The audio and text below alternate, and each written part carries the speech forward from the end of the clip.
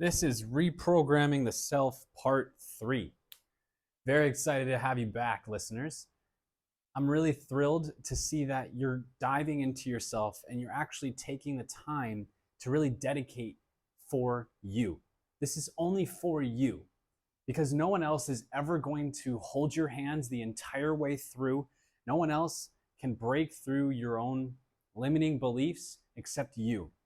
Yes, someone can inspire you, they can motivate you, and you can watch YouTube videos for the rest of your life. But until you actually do the work in here and in your body, then you will actually take massive action and you will create the life that you want. But it all starts with understanding why you're programmed the way you are. And we dove into that the last 2 weeks with the framework that I gave you. Remember this whole image. The image of understanding what your past is like, who you were, what beliefs and what mechanisms and what lifestyle was in your past. Remember, this is your entire timeline, and this is who you are today. Look at how cute you are. Oh, amazing. Now, this present self we have understood. We've understood this here because what you have taken into here has not served you. This, I'm talking about what you've taken from your past and making it into your present. But now we must understand the future to know how this ideal version of you in the future can apply what you want currently in your life and make it for the present. We're going to dive into a few things again today. This is not just you listening. This is you taking notes and actually pausing the video when you need to pause it and working on this. Please, if you haven't done so already, make sure that you finished all of the other tools and actions that I've given you in the past 2 videos. If you have not done that yet, then I don't recommend you watching this video because it's definitely going to be a little bit confusing. There is a part about it that I'm going to ask you to refer to. So let's dive in. Remember last video, we talked just at the end about defining your success and failure. So what does success and failure actually mean to you? Because there are a few things that you were imagining. When we talked about success, you told me you probably thought that you need a certain amount of money, you have all the right cars, you have a house, you know, the typical American dream as we all like to portray. What actually was success is what that last question was. What was success for you? And I put this in past tense because this is a definition that most likely is not serving you, is most likely keeping you where you are because of your imagination for what success means. So we have to understand how to redefine and craft success in a new way. So your action step here, I'm going to take a new marker because this one's already dying out. We have to take success and redefine it. The way that I have actually redefined my success is simply put like this. I'm going to give you an example where in life, it's always you versus you. There's no one else in your way. There's no other people that can get in your way. No one else can tell you what to do. You're the only person who tells you what to do. And if you don't do what you want to do, then it's simply nothing else except your own self in the way. Now, why do I say that? Because my definition for success, based on this understanding, has inevitably become success means that I overcome my limiting self. Okay? That is the victim mentality. That's that mentality as soon as you wake up of, oh, it's too comfortable. I want to get out of bed. Or it's the voice that says, I don't want to go to the gym, or it's the voice that says, I don't want to do this work, or it's the voice that says, I don't want to approach that person, or it's the voice that says, I don't want to say that thing. There's a lot of things that you don't want to do, and of course that are difficult to do. But when you discipline yourself in a way that you're overcoming the limiting belief, the limiting self, the bitch voice, the survival mechanism, that is my definition for success. So anytime that I know that I have overcome that belief, then this becomes success for me. I don't care how much money I've made. I don't care what car I have. I don't care what house I live in.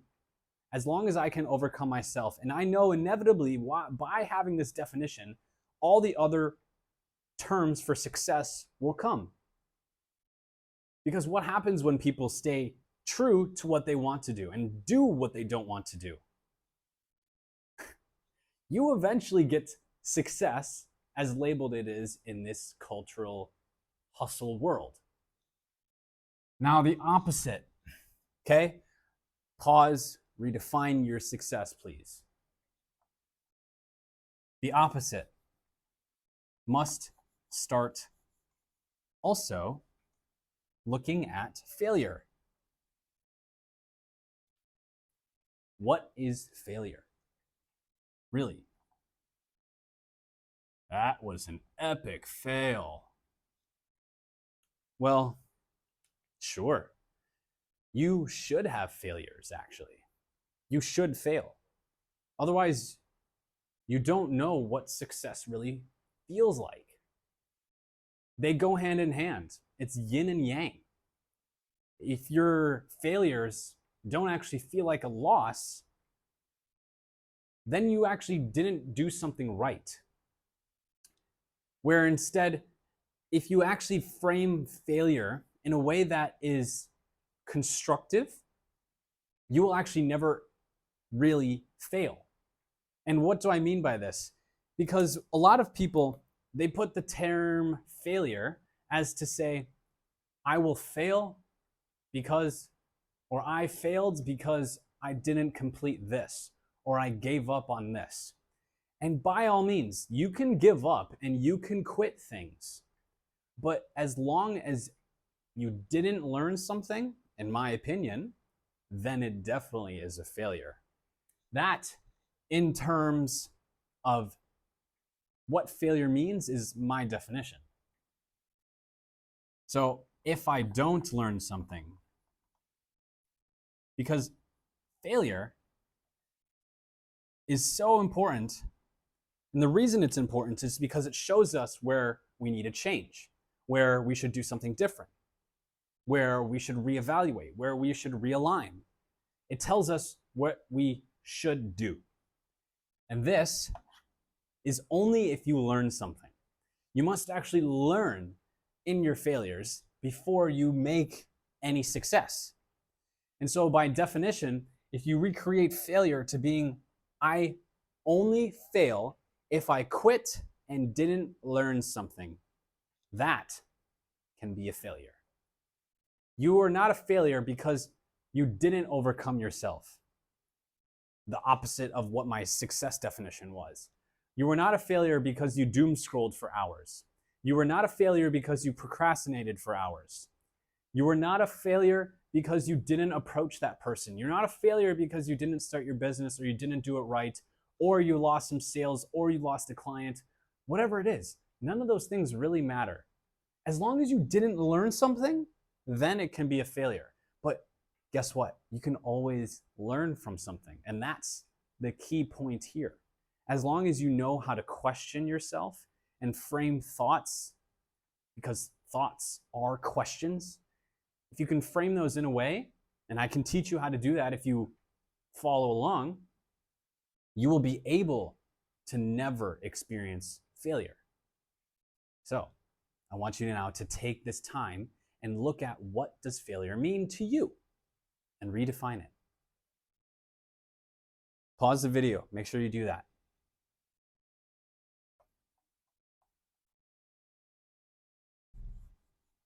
Next, remember I think it was episode 1 of this Reprogramming Yourself series. We talked about what it means to have a neuro-association. To just recalibrate your mind, a neuro-association is basically what you give meaning to, okay? What you view in the world as important, as impactful, or gives you and generates feelings. Feelings that generate triggers inside of you or that create energy. In my examples before, my thoughts around ice baths and cold temperatures was a neuro-association that led me towards feeling amazing and powerful and energized, and like my skin and body was younger than I've ever felt before. This is the meaning that I give towards cold atmospheres and cold environments. So it's a neuro-association that I have. If your neuro-association towards money is that you need to manipulate people and you need to be a salesy person and you need to work really, really hard, these are neuro-associations around making money. So what we need to do now is create the ultimate neuro-associations that will guide you and lead you towards success. And that's literally very simple, because all you do is just reframe something in your mind that actually should technically be labeled as bad in your head based on your own thoughts and experiences and beliefs. And you just switch it around and say, no, that's actually going to mean something else to me. Because nothing has meaning for it except for the meaning that you give it.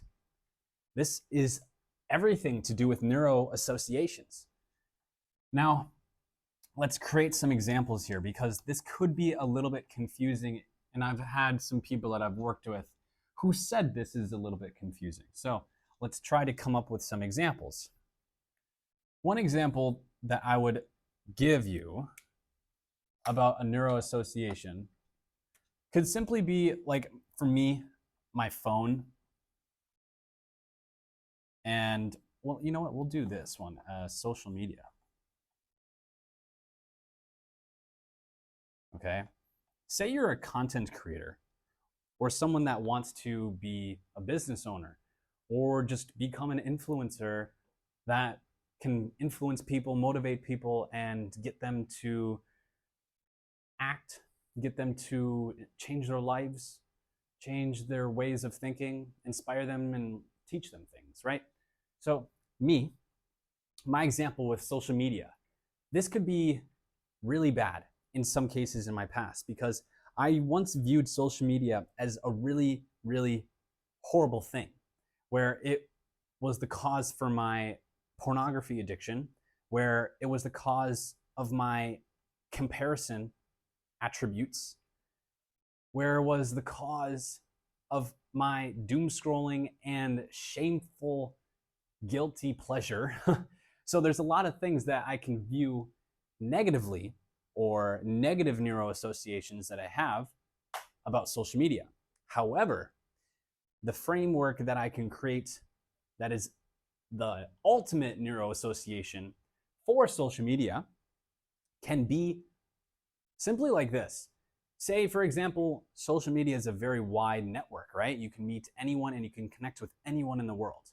So my point being is exactly that. Social media is not just a place for me to learn things, but it's a place for me to connect with anyone that I want in the world.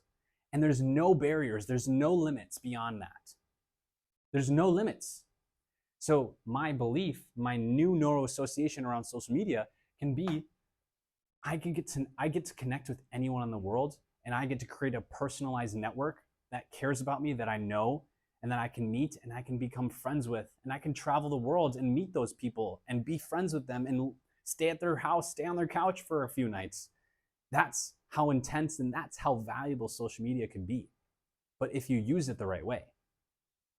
So my phone, This one could be because a lot of the times my phone used to also be a huge addiction. And when I was in a relationship with my girlfriend in the past, every time I would get on my phone to have to call with her, because this was a long distance relationship, my neuro-association, my meaning that I was giving my phone was very toxic. And so this influenced my relationship with my girlfriend.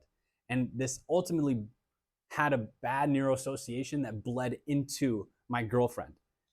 But now that I realize the phone can be a vast network of opportunity and tools to create an abundance for life. There are many, many tools that you can use through apps, through even the automation systems that Apple has introduced, and the way that you can create content. I'm literally using my phone to create content right now. And so the framework, the neuro-association that I'm creating with my phone is extremely powerful. Look at how this is implied through these examples, simply right here, and frame them in things that you don't like, but need to use, because I'm a person that needs to use my phone and social media for work, yet those are things that have limited me and held me back in my life. And I'm creating ultimate neuro-associations to create a new meaning around what I actually want to create in my life. Now take your time and really think about this. This is extremely impactful, and always, always remind yourself of it. This is good, huh? This is some good stuff. I'm glad you're enjoying it. So, the next thing that we must talk about, the thing about beliefs and who we want to become in the future. Markers are flying from the sky. The thing about that is there are certain beliefs that are holding us back. When we look at the past, there are beliefs that have been ingrained into the system, into the conscious, but that actually come up from the subconscious. So, how do we work with this? What I want you to do is, for this next exercise, to identify, I'm not going to say identify, but I'm going to put to identify, I'm having a tongue twister here, to identify your limiting beliefs. And what we're going to do is reframe those, because you actually did write these limiting beliefs down earlier on in this series. So after you understand what those are, what those core limiting beliefs are, you now must reframe them. Okay? So what do I mean? How do you reframe something? This is a terminology used in therapy and psychology. Reframe is a very, very powerful tool. It's basically turning something from negative to positive and the perspective that you give it. Now, how do you reframe something like limiting belief? So one example that I had before inside of limiting beliefs, for me specifically, was I am too young. Okay? This was my main limiting belief for why I even didn't want to become a coach, didn't want to do any content creation, why I just didn't even want to be the person that I am today. This has been the number one thing, because supposedly you need a lot of experience in life, when in reality, I know more than a lot of people do in their 50s and 60s that I'm teaching currently today. And that's not to brag, that's because this is what I've created as a new reframe for my limiting belief. This is for me to encourage myself. And it's not for anyone else. The way that I've created this now is, well, youth, I'll explain this here. Youth is energizing.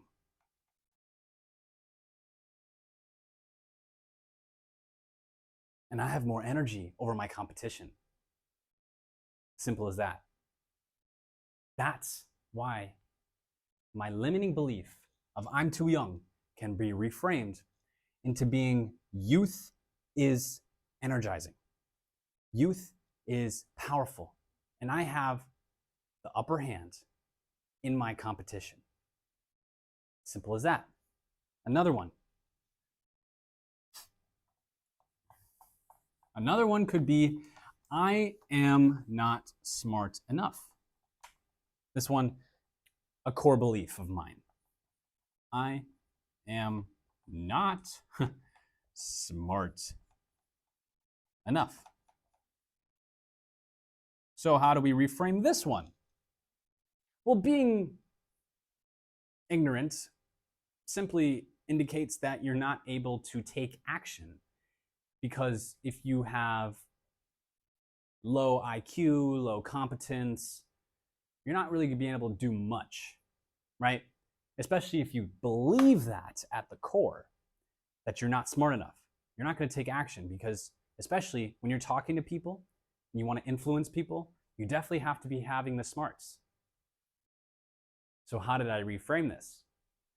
The way that I reframed this was, I am a results maker. Simple as that. I am a results maker. I create results. Doesn't matter if I am not smart enough, I create results. That's my reframe. And exactly the reason why, from what I just explained, the implications through not being smart enough. So now it's your turn.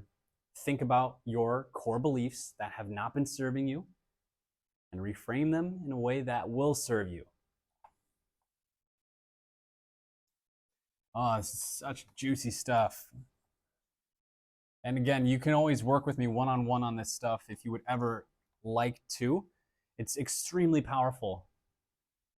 And it can be very confusing, but I'm literally giving you the keys to success. I'm literally giving you the keys to happiness and framing your entire life in a way that is going to be everlasting.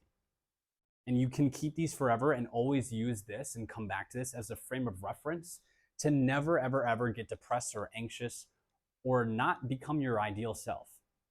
You can always change, because that's what the universe and nature tells us. Everything is impermanent. So, last one. We're going to now create objectives for the circle of life areas. A few episodes, I think it was one episode ago, we looked at the circle of life, the wheel of life. This was the wheel that I shared, that we divided into 8 sections, and there were different categories in each of these. And there was one here that you filled out. Okay, you can go back and look at this within the previous videos. So with this is the wheel of life. What I need you to do now is go back into this and look at these notes that you took. And now we're going to create an objective. So one thing I want to differentiate and make a clear distinction in your head is the difference between goals and objectives. So you're going to take these and create an objective with them. One objective, not a goal, an objective. Let's dive into it. So, what is a goal? Well, there was an amazing TED Talk that I heard that completely shifted my idea about goals and objectives. And this is extremely powerful. A goal is the end which effort is aimed.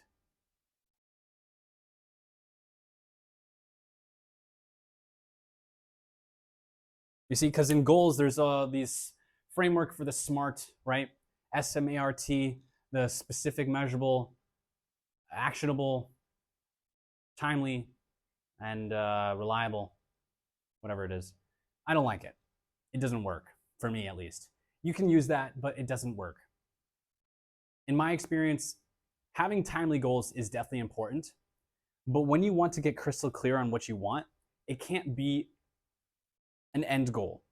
Because with goals, you're ending the effort for which you push into this goal. You reach the top of the mountain and you're like, oh shit, what the fuck do I do now? And some people are motivated by this, for sure. They can get to the top of the mountain and then the next one, and then the next one, and then the next one. But that's very draining. You need to think about all these other things again, and you don't even know what mountain. You know, there's 30 different mountains that you could go up. So this is why objectives are important. Objective, let's put in a different color because I need to get a new marker. So an objective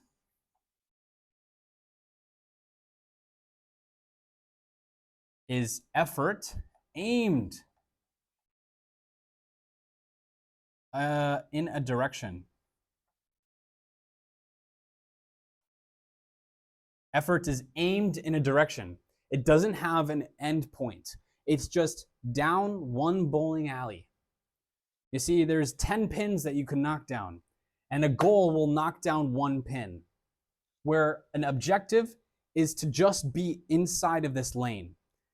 Your goal could go from, if you're in a bowling alley, this pin and this pin and this lane and this lane and this lane and this lane, all these other lanes. Because there's the 10 pins, and then there's the 10 pins, and there's the 10 pins. But you're here. And in reality, there's so many different opportunities and things to do in this world that you're just gonna wanna sometimes go down this alley because it's shiny and it's very pretty and it's really, really interesting. Or you're gonna wanna go down this one because it's easier. But you need to be on one lane. And that's what an objective does. The goal will be, oh, I want to hit this, I want to do this, oh, I want to do this. You can do those for sure. This is something else that we have to dive into. But for now, we have to idealize what is the objective. So I'm going to give you some examples now of what a difference is between an objective and a goal is. Remember, your idea is to focus in on all the objectives that you can create for the wheel of life. So all of those areas that you looked at inside of, what was it, your health, your relationships and family, your love life, your career, your finances, spirituality, things of these sorts. And so your idea for objectives is to push this in one way. To push this in one way and to not have a specific goal. Like, that is not where we want to go with this. It can be an endpoint and all of a sudden you lose your motivation and compounding momentum. And that's not what we want. So a goal, let's say we're in weight loss, okay? And we want to lose, we just want to be healthy, we'll say. So the idea with a goal is I want to lose 20 pounds. Or I want to lose 20 kilos. I want to lose 20 kilos by the end of the year. That could be a goal. That's an amazing goal, for sure. But what happens when you hit that goal? All of a sudden, you hit that goal, it feels great. You could fall back into your old habits as soon as you finish that goal.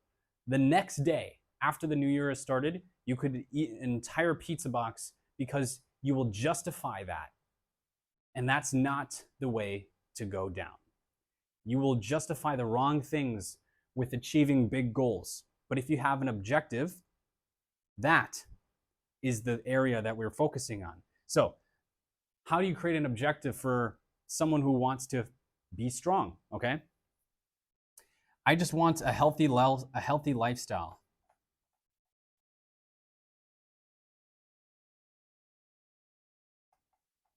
That's my objective. To support my well-being. I just want a healthy lifestyle that supports my well-being. This is an objective. It's in one lane. This is all of a sudden focused on weight loss. And so you're going to talk about all the counting calories and the diets. and everything just specifically on losing weight. Where if you have a healthy lifestyle, you're going to start to focus on a lot of different things where it can be diet and it also can be weights, about where you're trying to focus on how much you can lose, but you're also going to focus on longevity and being strong and being mobile. These are the things that really matter. It's not just losing 20 pounds. You want to look good, you want to feel good, and you want to act and move your body in such ways that can keep you alive forever. This is the difference between goals and objectives. Again, I'll give you one more example between a goal and an objective. Let's talk about with learning a language, okay? So let's say one of my objectives is to just become fluent in Spanish.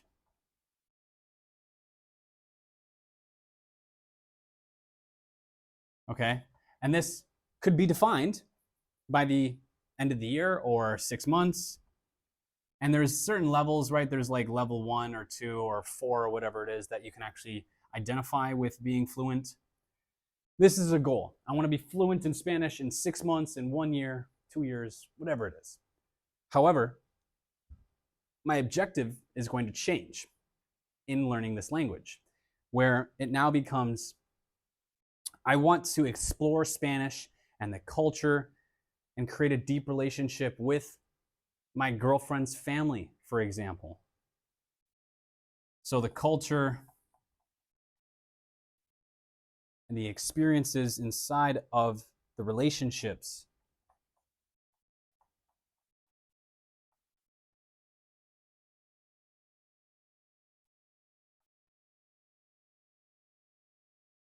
That is a deep, deep objective. It's something that actually also has a why attached to it. And when you have a why, it's bigger than any how. And you will destroy all of your ambitions. Like, I'm talking about destroy in a very good way. Like, you will crush them with such power and authenticity if you have the real objective. The real objective is not just to become fluent in Spanish in 6 months. Yes, you can go hand in hand, like you can put these together. But what will really create a difference for you is the culture that you want to experience. It's the relationship for your girlfriend's family that you want to experience. So by putting these two together, you all of a sudden can create a meaningful objective, a meaningful goal, and to have meaningful ambitions. This is going to be taken in. You're going to focus on this for all of those 8 areas in your circle or your wheel of life. And then you will have an objective for where you want your life to go. So, lots of stuff we dove into today. I'm very, very happy that you sat with me for this. This is now a key point in your journey, because you have now been given all the things to be creating the life. You know where you want to go in a very simple way. You know how you're going to do it with the meanings that you have. You have a reframe in your limiting beliefs. You now know what success means to you. You literally can create anything that you want up to this point. There is obviously a lot more depth if you want to dive into this, but now the next step is understanding what it is that you need to maintain this. So we need to dive into all the different tools to maintain your new self. We're going to dive into a few next week. Be sure to stick around for that, because there are thousands of these, and I'm going to give you the best ones that I've gone through in my experience, and you definitely don't want to miss out on that. I'll see you next week.